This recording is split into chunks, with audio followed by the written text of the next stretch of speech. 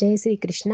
రుక్మిణీ మాత పుస్తకంలో మనం ఇవాళ 13, 14 2 అధ్యాయాల్ని మనం ఇందులో చెప్పుకుంటాము.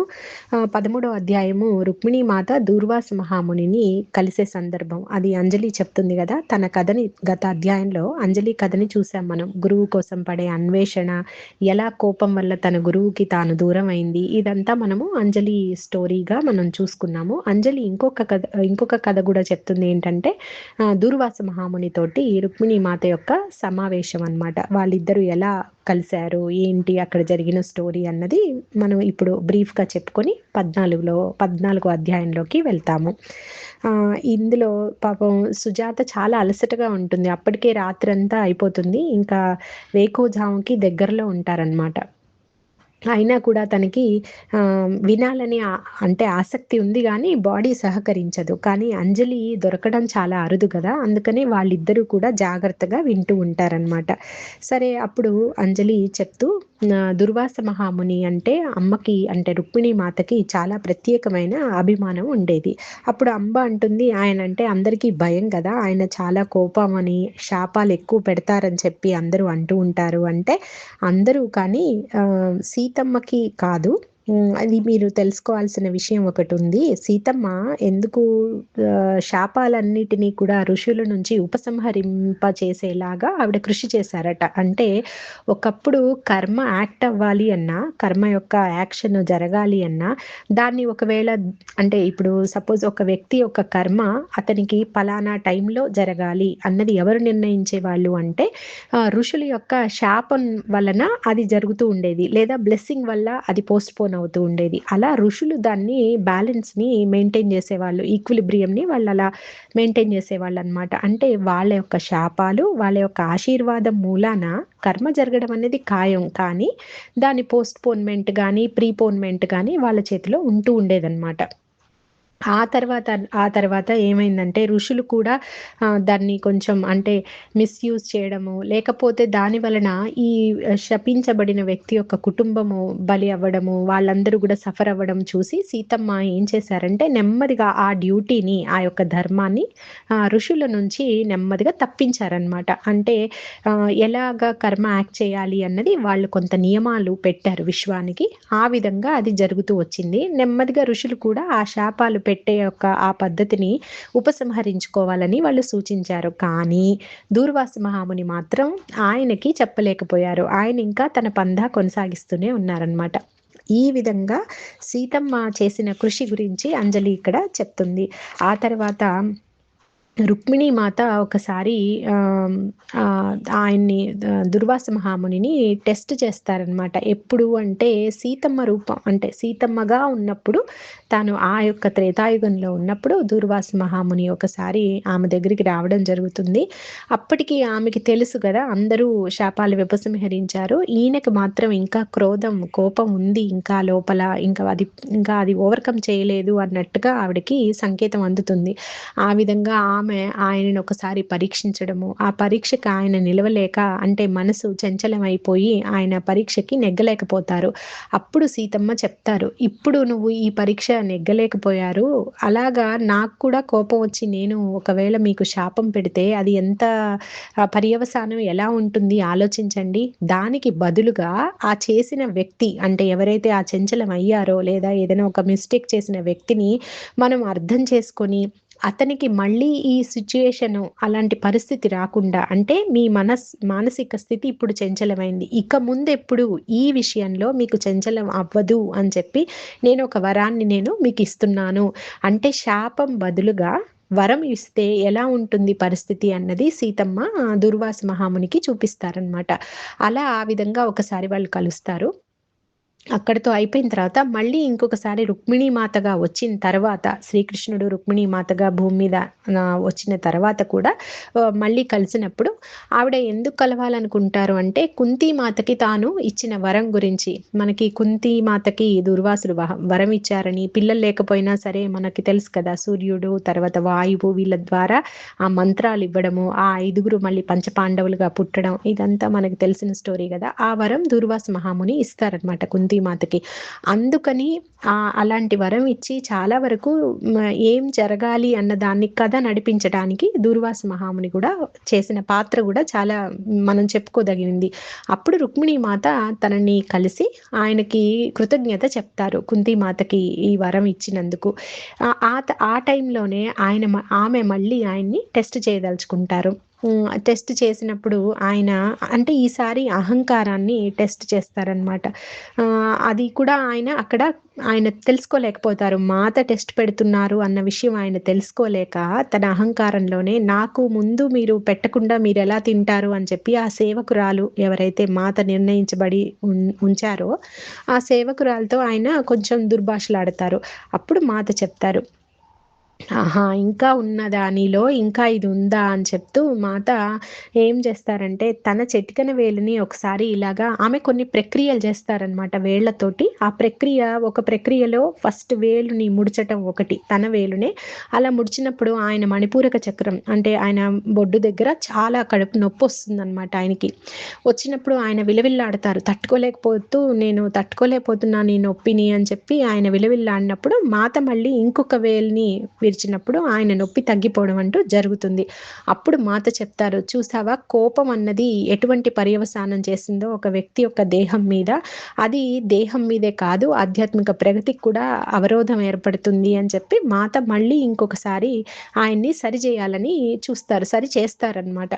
ఇలా మాత చాలా వరకు ఋషులని అంటే సీతమ్మగా వచ్చినప్పుడు ఆమె కొన్ని రకాల వాసనలని లేకపోతే లోపల ఉన్నటువంటి చిన్న చిన్న లోపాలని ఆమె సరిచేశారు. రుక్మిణీ మాతగా వచ్చి కొన్ని సరిచేశారు.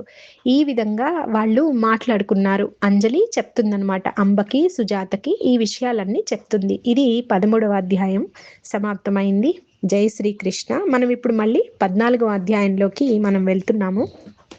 ఈ అధ్యాయం చాలా బాగుంటుంది. అంటే ఇందులో మనకి చాలా రకాల విషయాలను మనం నేర్చుకోవాల్సినవి ఉన్నాయి.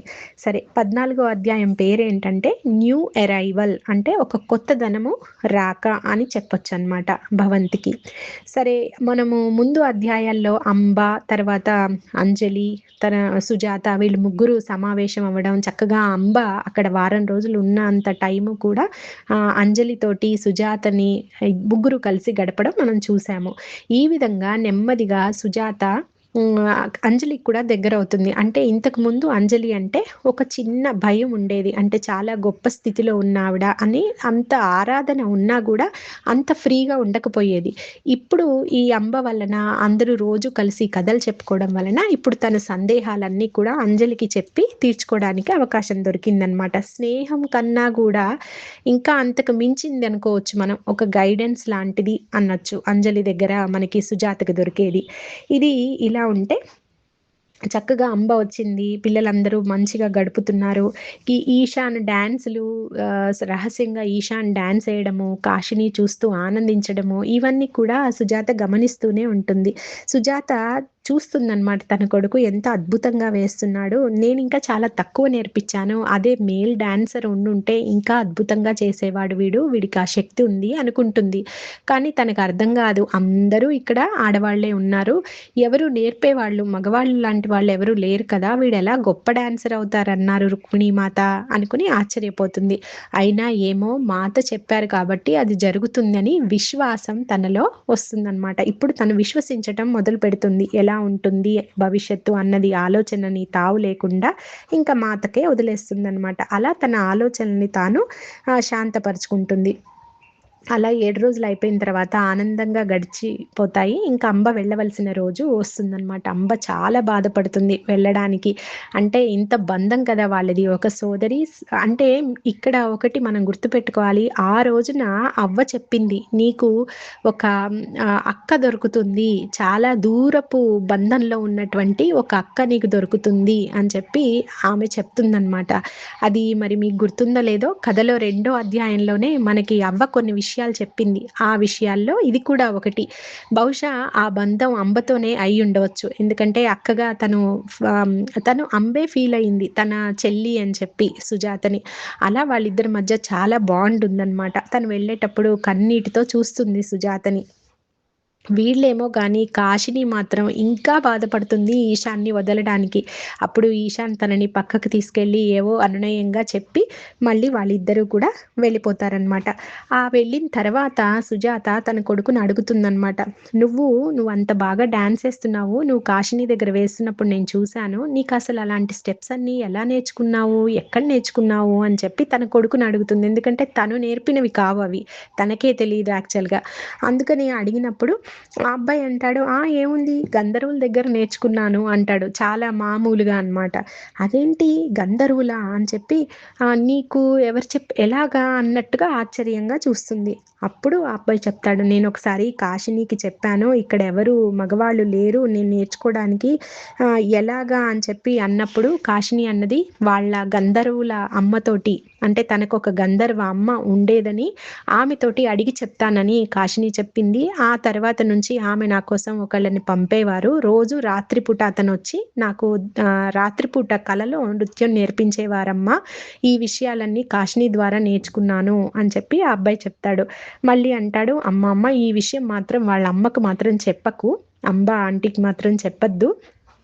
ఎందుకంటే ఆంటీ చాలా బాధపడతారు. తనకి వేరొక అమ్ముందంటే ఆంటీ ఏమైనా ఫీల్ అవుతారేమో! ఈ విషయాలు మాత్రం చెప్పొద్దమ్మా అని చెప్పి మళ్ళీ ఆ అబ్బాయి వాళ్ళ అమ్మని అడుగుతాడనమాట. అప్పుడు ఆ అమ్మాయి సుజాత అనుకుంటుంది, అట్లేం కాదు మనసులో అనుకుంటుంది. అంబకు ఆల్రెడీ ముందే తెలుసు తన కూతురు యొక్క శక్తియుక్తులు అంటే సిద్ధులు లాంటివి అన్నీ తనకు ఆల్రెడీ ముందే తెలుసు అని చెప్పి అనుకుంటుంది. కానీ ఈశాన్‌కి గంధర్వుల గురించి, గంధర్వుల యొక్క పరిచయము ఇదంతా తనకి చాలా ఆశ్చర్యాన్ని కలిగిస్తుంది. అప్పుడు తను అడుగుతుంది, "ఎప్పుడు మీరిద్దరూ గంటలు గంటలు వెళ్ళిపోతుంటారు మాట్లాడుకోవడానికి. మీరిద్దరు మాట్లాడుకునే విషయాలు ఇవేనా?" అని అడుగుతుంది. ఆ అబ్బాయి నవ్వుతూ వాళ్ళ అమ్మని చూస్తాడనమాట. అలా మళ్ళీ వాళ్ళ రూమ్‌లో మళ్ళీ వాళ్ళిద్దరే అయిపోయారు. అంబా, కాషిని వెళ్ళిపోవడంతో వాళ్ళిద్దరే అయ్యారు. కొన్ని రోజుల పాటు ఒక 4 రోజులో, 5 రోజులో వాళ్ళు ఒంటరిగా ఉంటారు. ఆ తర్వాత ఒక 4, 5 రోజుల తర్వాత సుమతి చాలా ఆందోళనగా వస్తుందనమాట వీళ్ళ రూమ్‌లోకి. వచ్చి గబగబా మాట్లాడుతుంది. "నాకు చాలా అర్జెన్సీ ఉంది. ఇలా ఒక ఆవిడ వచ్చారు. ఎక్కడ బెడ్డు నాకు కనపడడం లేదు. కొంతమంది దగ్గర ఎక్స్‌ట్రా బెడ్డున్నా కూడా వాళ్ళు ఇవ్వడం లేదు. ఇక్కడ అతిథిని అంటే వాళ్ళు కొంతమంది ఏంటంటే క్షత్రియ కుటుంబాల నుంచి వచ్చిన ఆడవాళ్ళు ఏం చేస్తారంటే వేరే ఎవరిని వాళ్ళ గదుల్లోకి రానివ్వట్లేదు. ఇంత మాట చెప్తున్నా వర్ణ వ్యవస్థ లేదని ఇంత మాట చెప్తున్నా వాళ్ళల్లో ఇంకా ఉందన్నమాట. అలాంటి భేదభావన ఉంది. అట్లాంటివి జరుగుతున్నాయి ఇంకా. మా అత్తకు కూడా తెలుసు. మా అత్తొచ్చి వాళ్ళకి సరి చేస్తుంటారు. కానీ ఇంకా గూడా అక్కడక్కడ ఉన్నాయన్నమాట అలాంటి సంఘటనలు. అలా ఒక అమ్మాయొచ్చింది. ఎవరు ఆ అమ్మాయిని తీసుకోవడానికి ఇష్టపడడం లేదు. సుజాత మరి ఇగ నువ్వు తీసుకోగలవా నీ రూమ్‌లోకి అని చెప్పి సుమతి వచ్చి అడుగుతుంది. అప్పుడు తను అనుకుంటుంది, నేను కూడా ఒక అతిథి లాంటి దాన్నే గదా ఇక్కడ. ఏం పర్వాలేదు. నేనెలా వ్యతిరేకిస్తాను అనుకోని ఈశాన్ కింద పడుకుంటాడు. వాడి బెడ్ మనం ఆమెకిద్దాము అని చెప్పి అనుకుంటుంది. ఎందుకంటే తనకి తెలుసు. తాను ఒక తక్కువ కమ్యూనిటీ నుంచి వచ్చిన అమ్మాయి. ఆహ్, ఆమెకి తనతో ఉండడమే అంటే వచ్చిన అమ్మాయి గూడా బహుశా తక్కువ కమ్యూనిటీ నుంచి వచ్చినట్టుంది. అందుకే నాతో ఉండడమే అది కరెక్టు. మిగతా వాళ్ళెవరు రిజెక్ట్ చేసినా గూడా నాతో నేను ఉంచుకోగలను. నాలాంటి అమ్మాయే కాబట్టి నేను ఆ అమ్మాయిని ఆహ్వానిస్తాను అని చెప్పి తననుకుంటుంది. అప్పుడు సుమతి చెప్తుంది, "వాళ్ళకి తెలియడం లేదు. ఆ అమ్మాయి కొంచెం అంగవైకల్యం కలిగిన అమ్మాయి. కాబట్టి వాళ్ళు వాళ్ళ గదికి రానిస్తే వాళ్ళకి నచ్చడం లేదు ఆ అమ్మాయి. అందుకనే రానివ్వడం లేదు. కానీ వాళ్ళు ఆ అమ్మాయిని గనక వాళ్ళ గదిలోనికి రానిస్తే వాళ్ళకందే ఆశీస్సులేంటో వారి ఊహకు కూడా అందవు. ఇది వాళ్ళకి తెలియడం లేదు పాపం" అని చెప్పి సుమతి అంటుందనమాట. చూడండి మరి అలాంటి వాళ్ళకి సేవ చేస్తే వచ్చే ఆశీస్సులు ఎలా ఉంటాయి? అది చెప్తోంది సుమతి. అప్పుడు ఇంకా సుమతి చెప్తోంది, "ఈమె చాలా ప్రత్యేకమైనది. ఆమె వైకల్యము శాపం అనుకుంటున్నారు వాళ్ళు. కానీ అది వారి దురదృష్టం. అలా అనుకోవడం వారి దురదృష్టం" అని చెప్పి సుమతి అంటుంది. అప్పుడు తనంటుంది సుజాత, "లేదు ఏం పర్వాలేదు. మా గదిలో ఉండొచ్చు తను. నేను నా శాయశక్తులా ప్రయత్నిస్తాను. ఆమె ఇల్లు కన్నా ఎక్కువగా ఇది భావన వచ్చేలాగా అంత బాగా చూసుకోవడానికి నేను ట్రై చేస్తాను అని చెప్పి తను అనుకుంటుంది. నేను ఇక్కడికి వచ్చినప్పుడు నా స్థితి ఏంటి, అంగవైకల్యంగా ఉన్నప్పుడు నన్ను చూసిన జాలి చూపులు, తర్వాత నన్ను చేసినటువంటి వాళ్ళు అవహేళన చేసినటువంటి మాటలు, ఇవన్నీ నాకు గుర్తున్నాయి. ఇక్కడ కూడా ఆ అమ్మాయి పడింది, ఎక్కడా ఉండే మనుషులు వాళ్ళే కదా, ఇక్కడ కూడా కొంత పడింది. కాకపోతే మాత యొక్క అనుగ్రహం వలన, ఆ మాత మీద విశ్వాసం వలన, తన సంకల్ప శక్తి వలన తాను అందులోంచి బయటపడింది. సో తనకు అవన్నీ తెలుసు అనమాట. ఎలా ఉంటుంది ఆ మానసిక స్థితి, ఎలా ఉంటుందన్నది తను తెలుసు కాబట్టి తను ఆ అమ్మాయిని రాణిస్తుంది. ఇంకా సుమతి చెప్తుంది, మాత తనకి పనిచ్చే వరకు నీకు తోట పనిలో ఆమె సహాయం చేస్తుంది. ఆమె పేరు రేవతి, ఇప్పుడే వచ్చింది తను, నేను తనకి స్నానానికి వెళ్ళమని చెప్పాను, కొన్ని బట్టలు ఇచ్చాను, ఆ అమ్మాయి బట్టలు తీసుకొని ఇక్కడికి వస్తుంది అని చెప్పి తను చెప్తుంది. అప్పుడు తను వచ్చిందనమాట రేవతి. వచ్చినప్పుడు తనకు అర్థమవుతుంది సుజాతకి తన్ని చూస్తేనే ఎంత క్రూరమైన మనుషుల మధ్య నుంచి తను వచ్చింది అన్నది. తన వేషం అంటే తనని చూస్తేనే మనకు అర్థమవుతుంది అనమాట, తను ఎంత కుమిలిపోయి ఎంతలాగా బాధపడి ఆ అమ్మాయి వచ్చి ఉంటుంది ఇక్కడికి అన్నది సుజాతకి అర్థమై తన శక్తి మేర స్నేహం అందించాలని చాలా గట్టిగా అనుకుంటుందన్నమాట. తర్వాత పడుకునేటప్పుడు ఇంకా ఈశాన్ బెడ్ ఆమెకి ఇస్తారు. ఎందుకంటే ఈశాన్ కొంచెం పెద్ద అవుతున్నాడు కాబట్టి ఇక వాళ్ళ అమ్మ దగ్గర పడుకోవడానికి ప్లేస్ సరిపోదు కాబట్టి ఇంకా వాళ్ళ అమ్మ చెప్తుంది నువ్వు కిందనే పడుకో అని చెప్పి. ఆ బెడ్ ఏమో తనకి ఇస్తారు రేవతికి. రేవతి రోజు చెప్తూ ఉంటుంది వద్దొద్దు ఈశాన్ని పడుకోమను, నేను కింద పడుకుంటాను అని చెప్పి తను అంటూ ఉంటుంది. కానీ వాళ్ళు ఒప్పుకోరనమాట. ఆ అమ్మాయికి ఉన్న అంగవైకల్యం ఏంటంటే ఆమె యొక్క వెన్నుపూస వంగిపోయి ఉంటుందన్నమాట. మనం గూని అంటాం కదా, అట్లాంటి అమ్మాయి. ఆ అమ్మాయి బాధ అదనమాట. అది ఆ అంగవైకల్యంతో ఉంది ఆ అమ్మాయి. వంగిపోయిన నడుముతోటి సీదాగా నుంచోలేదనమాట. ఇలా వాళ్ళు రోజు కూడా ఇదే జరుగుతుంటుంది డిస్కషన్, మీరు పడుకోండి మీరు పడుకోండి ఇలాగా. సుజాతను ఈశాన్ అనుకుంటారు ఆమె చాలా బాధలోంచి వచ్చింది కాబట్టి ఆమెకి ఒంటరిగా కొంత సమయం ఇద్దాము, అందుకని మనం బయట ఉందామని చాలా సమయం వరకు వాళ్ళు బయట ఉంటారు. ఆ అమ్మాయికి కాస్త ఆ అమ్మాయి స్పేస్ ఇవ్వాలి అని చెప్పి.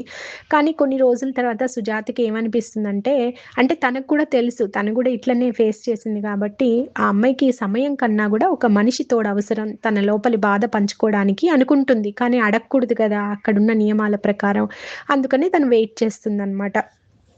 ఒకరోజు వాళ్ళు బయట నుంచి లోపలికి వస్తున్నప్పుడు, బయట ఉద్యానవనం నుంచి, అప్పుడు ఆ అమ్మాయి ఏడుస్తూ ఉంటుంది రేవతి తన గదిలో.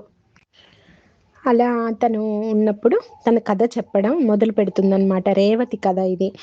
ఆమె పేద కుటుంబంలో పుట్టుంటుంది. ఆమెకి వైకల్యం పుట్టుకతో పాటు ఉంటుంది. వాళ్ళ అమ్మ అంటుంది ఇది శాపం ఫలితం వల్ల వచ్చింది ఈ అమ్మాయి, ఆ యొక్క అంగవైకల్యము. ఇలాంటి అమ్మాయి మన ఇంట్లో ఉంటే మనకు కూడా మంచి జరగదు అని ఆ అమ్మాయిని చాలా దారుణంగా చూస్తూ ఉంటారు.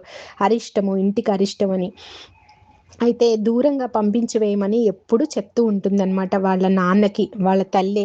అప్పుడు వాళ్ళ నాన్న మాత్రం ఒప్పుకోడు. ఆ బిడ్డకి అంటే చాలా ఇష్టం అనమాట. వాళ్ళ నాన్నకి తనకి చాలా అనుబంధం ఉంటుంది. పెద్దయ్యాక పెళ్లి కూడా వద్దు దీన్ని, అంటే ఈ అమ్మాయి పెద్ద అయిన తర్వాత పెళ్లి కూడా చేయొద్దు, మనం ఎవరు చేసుకోరు, ఎవరికైనా ఇంటికి సేవకురాలుగా ఇచ్చేద్దామని చెప్పి వాళ్ళ అమ్మ ఎప్పుడు పోరు పెడుతూ ఉంటుంది. వాళ్ళ నాన్న మాత్రం అలా ఒప్పుకోడనమాట అలా ఇవ్వడానికి. కొన్ని రోజుల తర్వాత వాళ్ళ నాన్న చనిపోతారు. ఆ తర్వాత అంటే ఒక రథం ప్రమాదం వలన వాళ్ళ నాన్న చనిపోతారు. అది కూడా ఈ అమ్మాయి వలనే జరిగిందని చెప్పి ఆ అమ్మాయిని కొట్టేసి, ఆ అన్నలు ఉంటారు ఆ అమ్మాయికి, ఇద్దరు అన్నలు, వాళ్ళు రోడ్డు మీద వదిలేస్తారనమాట. అట్లా ఆ అమ్మాయి రోడ్డు మీద ఉన్నప్పుడు అంజలి తీసుకొని వస్తుంది ఇక్కడికి. అలా తన కథ చెప్తుంది. ఆ అమ్మాయి చాలా చిన్న వయస్సు, సుజాత కన్నా కూడా చాలా చిన్న వయసు. తను అంటుంది, మా నాన్న నాకు రేవతి అని పేరు పెట్టింది అందరికీ ఆనందాన్ని ఇవ్వాలని, కానీ నేను మాత్రం ఆనందాన్ని ఎవరికీ ఇవ్వలేదు, అంతా విషాదమే మిగిల్చానంటూ ఏడుస్తుంది. అప్పుడు తను చెప్తుంది, తనని కౌగిలించుకొని సుజాత చెప్తుంది, అలా కాదు, నాకు ఒక కథ ఉంది, నువ్వు ఇంకా అదృష్టవంతురాలివి, నీకు ప్రేమించే నాన్న నీకున్నారు, నాకు మా నాన్న చూడు ఇలా ఉన్నారంటూ తన కథ చెప్తుందనమాట అదంతా కూడా. అలా చెప్పిన తర్వాత అంటుంది, ఇప్పుడు మనకి మాతే మన కుటుంబము, ఆమె ఎందుకు మన ఇద్దరిని కలిపిందో ఏదో కారణం ఉండే ఉంటుంది అని చెప్తూ అంజలి చెప్పిన మాటలు గుర్తొస్తాయి తనకి. ఏమని, గాయపడిన వారికి మాత్రమే ఇంకొక గాయపడిన వాళ్ళని ఆదుకునే స్థితి వస్తుంది. అంటే వాళ్ళు హెల్ప్ చేయగలుగుతారు. నువ్వు గాయపడ్డానని నువ్వు బాధపడుతున్నావు. నువ్వు తేరుకున్నట్టయితే నీలాంటి వాళ్ళు ఎందరినో నువ్వు హెల్ప్ చేయగలుగుతావు అని అంజలి ఆ రోజు చెప్తూ ఉంటుంది సుజాతకి. అది తనకు గుర్తొచ్చి ఇప్పుడు తన ప్రేమ, స్నేహము ఈ అమ్మాయికి చాలా అవసరం అని గ్రహించి తనతో పాటు చాలా ఫ్రెండ్లీగా ఉంటుందన్నమాట. ఒకరోజు తను బయట పని చేసుకొని వచ్చేటప్పటికి రేవతి రూమ్‌లో చక్కగా పాట పాడుతూ ఉంటుంది. పాట పాడుతూ ఉంటే ఎవరు పాడుతున్నారు అనుకోని రూమ్‌లోకొచ్చి చూస్తే రేవతి పాడుతుంది. అప్పుడు సుజాత అంటుంది, "ఎంత చక్కగా పాడుతున్నావో, ఎంత పాడుతున్నావు" అని చెప్పి తనని "ఎక్కడ నేర్చుకున్నావు?" అంటుంది. అంటే, "మా నాన్న నేర్పించారు. ఈ పాట మా నాన్న పొలం పనుల్లో ఉన్నప్పుడు నేను పాడేదాన్ని. ఆయనకెంతో ఇష్టం. ఆయన అనేవారు, 'హృదయానికి, మనసుకి మందు లాంటిది సంగీతం' అని. కానీ మా అమ్మ మాత్రం సంగీతం ఏమన్నా తిండి పెడుతుందా? పాడొద్దని చెప్పి బాగా తిట్టేది" అని చెప్పి. సుజాతకి తన అమ్మ పాడే ఆ పాటే, ఇదే పాటనమాట. సుజాతని ఆ పాట అలా వెంటాడుతూనే ఉంది. అదే పాట వాళ్ళ అమ్మ పాడుతుండేది. అదేంటంటే ఒక జానపద గీతం. విదర్భలో పాడే ఒక జానపద గీతం. మరి వీళ్ళెక్కడున్నారు? వీళ్ళంతా ద్వారకలోని వాళ్ళు గదా! ఈ ఈ రేవతి, వీళ్ళ నాన్న వీళ్ళంతా కూడా. ఆయనకెలా తెలుసు? అని చెప్పి ఆశ్చర్యపోతుందనమాట. మీ నాన్నకెలా తెలుసు ఈ పాట? విదర్భలో ఉన్న జానపద గీతం ఇది. మా అమ్మ పాడుతుండేది అని చెప్పి. అప్పుడు తను చెప్తుంది, "నువ్వు ఆపొద్దు మ్యూజిక్కు. నీకు చాలా బాగా మంచి గొంతు ఉంది. మ్యూజిక్ తిండి పెట్టలేకపోవచ్చు. సంగీతము తిండి పెట్టలేకపోవచ్చు. కానీ హృదయాన్ని ఎంతో ఉత్తేజపరుస్తుంది. హృదయాన్ని హీల్ చేయగలదు అది. తిండి కన్నా విలువైంది ఇదే కదా!" అని చెప్పి తను అంటుందనమాట. "నువ్వచ్చు మా నాన్న అన్నట్టే అంటున్నావు" అంటుంది రేవతి. అలా వాళ్ళిద్దరూ మాట్లాడుకుంటూ ఉంటారనమాట. ఒకరోజు పొద్దున్నే తను లేచేటప్పటికి సుజాత రేవతి చేతులు పైకెత్తి నెమ్మదిగా సీలింగ్ అలా పైన దాన్ని ఫ్యాన్ ఉన్న దగ్గర సీలింగ్‌ని తాకుదామని చూస్తా ఉంటదనమాట. అదేంటి ఈ అమ్మాయి చేతులు పైకొస్తున్నాయి అనుకుని నెమ్మదిగా కళ్ళు తెరిచి చూస్తుంది సుజాత. అప్పుడు రేవతి చెప్తుంది, "చూడు నేను ఇలా చేతులు పైకెత్తగలుగుతున్నాను, నేను నిలబడగలుగుతున్నాను" అని చెప్పి ఇలా నిలబడి చూపిస్తుందనమాట. అంటే ఆ అమ్మాయి నడుము సీదాగా వచ్చేస్తుంది. అప్పుడు ఆశ్చర్యపోతూ ఆ అమ్మాయికి చాలా ఆశ్చర్యం వేస్తుంది రేవతికి. అప్పుడు తనకు అర్థమవుతుందనమాట. సుజాతకి ఎవరు హీల్ చేశారని. అప్పుడు తను అంటుంది, "ఏంటి ఇలా ఎందుకనిపిచ్చింది?" అని సుజాత అడుగుతుంది. అప్పుడు రేవతి అంటుంది, "నాకు రాత్రి పూట నేనిక్కడ పడుకున్నప్పుడు నాకొక మహిళ కనిపించారు. ఒక స్త్రీమూర్తి కనిపించారు. ఆవిడ ఏమన్నారో తెలుసా నాతోటి?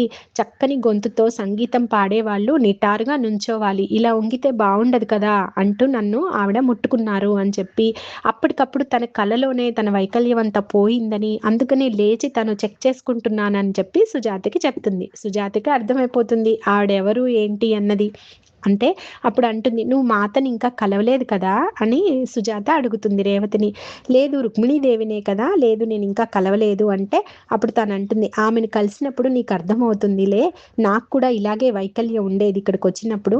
మాత హీల్ చేశారు నన్ను" అని చెప్పి తను చెప్తుంది. కానీ ఆ అమ్మాయి నమ్మలేనట్టుగా చూస్తుంది. తనకింకా అర్థం కాదనమాట. ఆ తర్వాత అంజలి వస్తుంది 2 రోజుల తర్వాత. వచ్చి ఒక సంగీతం ఇన్‌స్ట్రుమెంట్‌ని ఇస్తుందనమాట ఈ రేవతికి. ఇచ్చి మాత రోజు మందిరం దగ్గర ఉదయం పూటనే వెళ్ళి నిన్ను పాట పాడమన్నారు అని చెప్పి ఆ ఇన్‌స్ట్రుమెంట్‌ని ఆ అమ్మాయికి ఇస్తుంది రేవతికి. అంజలికి కూడా చూపిస్తుంది రేవతి. చూడు నేను నిలబడగలుగుతున్నా. ఎంత బాగా నేను ఇట్లా అయిపోయాను చూడు అని చెప్పి. అప్పుడు అంజలికి తెలుసు కదా! అంజలి అంటుంది, "దేహానికి చేసే చికిత్స చాలా సులువుగా చేయవచ్చు. కానీ హృదయానికే కొద్దిగా సమయం పడుతుంది" అంటూ సరే అని చెప్పి అక్కడి నుంచి వెళ్తుంది. కానీ ఆమె చెప్పిన మాట చూడండి. దేహానికి చికిత్స సులువుగా చేయొచ్చు. కానీ హృదయానికి మాత్రం కొద్దిగా సమయం పడుతుంది. కానీ అది ముఖ్యమైనది అని చెప్పి చెప్తుందనమాట.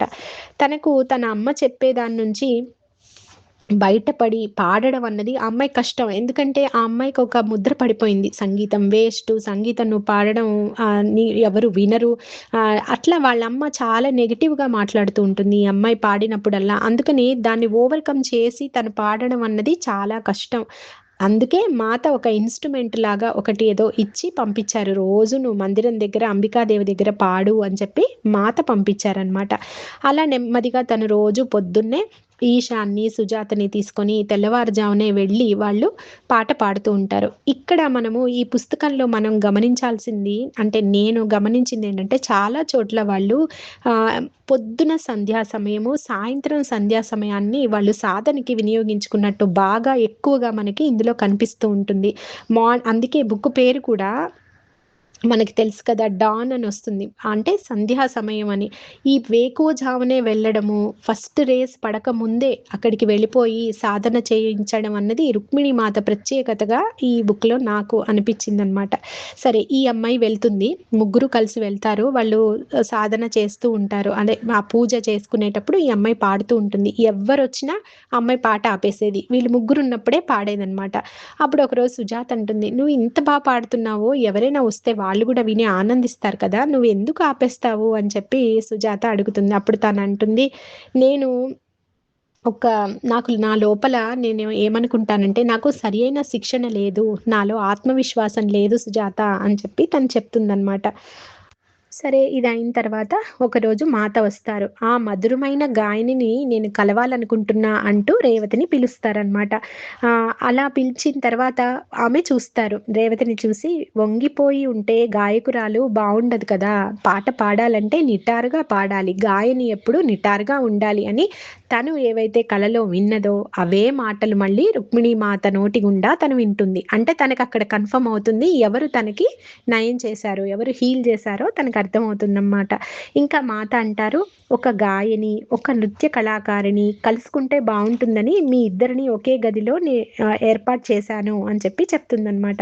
అప్పుడు తను అంటుంది రేవతి అంటుంది, "నేను గాయనిని కాదు మాత, నేను శిక్షణ ఏమీ తీసుకోలేదు" అని చెప్పి తనంటుంది.